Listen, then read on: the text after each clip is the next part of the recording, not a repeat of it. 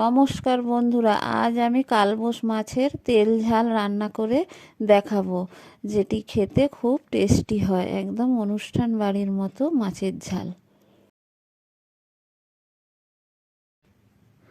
কালবোশ মাছের তেল ঝাল করার জন্য আমি 4 পিস কালবোশ মাছ নিয়েছি।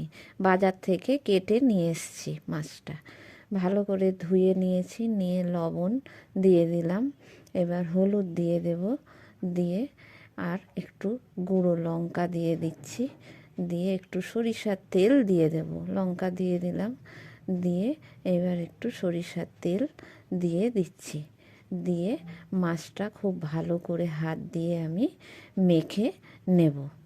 খুব ভালো করে মেখে নিয়ে আমি 2 ঘন্টার জন্য এটা রেখে দেব। আর মশলা নিয়েছি 2টি পেঁয়াজ, আর একটু আদা, 3টে কাঁচা লঙ্কা, 4টে শুকনো লঙ্কা, আর নিয়ে নেব রসুন কয়েক কোয়া, আর নিয়ে নিচ্ছি 1 চামচ কালো সরিষা, আর একটু গোটা জিরে, আর একটু সরিষার তেল দিয়ে দেব পেস্ট করার জন্য মশলাটা, আর 2টো টমেটো কেটে রেখে দিয়েছি। কড়াইয়ে তেল গরম করতে দিয়ে দিচ্ছি। এই মাছের ঝালটা হবে সরিষার তেলে। তেল গরম হয়ে গেছে, মাছগুলো আমি একে একে ছেড়ে দিয়েছি তেলের মধ্যে।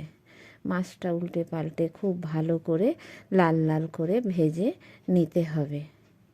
মাছ ভাজা হয়ে গেছে, এবার আমি নামিয়ে নেব। মাছ ভেজে নামিয়ে রেখেছি।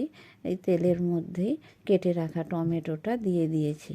টমেটোটা একটু ভাজা ভাজা করে নিয়ে এবার আমি একটু লবণ দিয়ে দিলাম, যাতে টমেটোটা খুব তাড়াতাড়ি সেদ্ধ হয়ে যায়, একেবারে গলে যাবে। আর একটু চিনি দিয়ে দিয়েছি স্বাদ হওয়ার জন্য। দিয়ে টমেটোটা খুব ভালো করে আমি ভেজে নেব।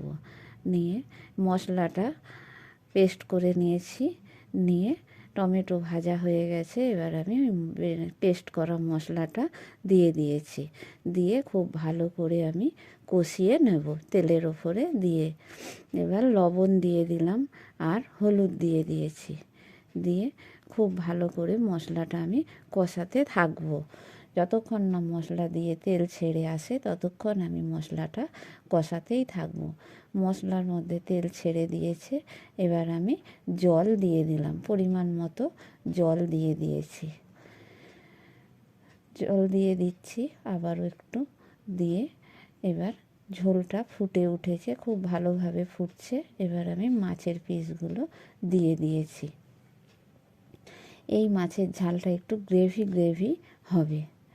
এবার আমি ঢেকে দিয়েছি কিছুক্ষণের জন্য। এবার খুলে নিয়ে দেখুন বন্ধু, কেমন মাছের মধ্যে থেকে তেল ছেড়ে দিয়েছে। এবার আমি নামিয়ে নেব। নামানোর আগে আমি গরম মশলা দিয়ে দিলাম, দিয়ে একটু খুন্তি দিয়ে নেড়ে চেড়ে নেবো, হালকাভাবে নাড়বো যাতে মাছগুলো ভেঙে না যায়। একটু নেড়ে চেড়ে নিয়ে একটু রেখে দিয়ে নামিয়ে নিয়েছি।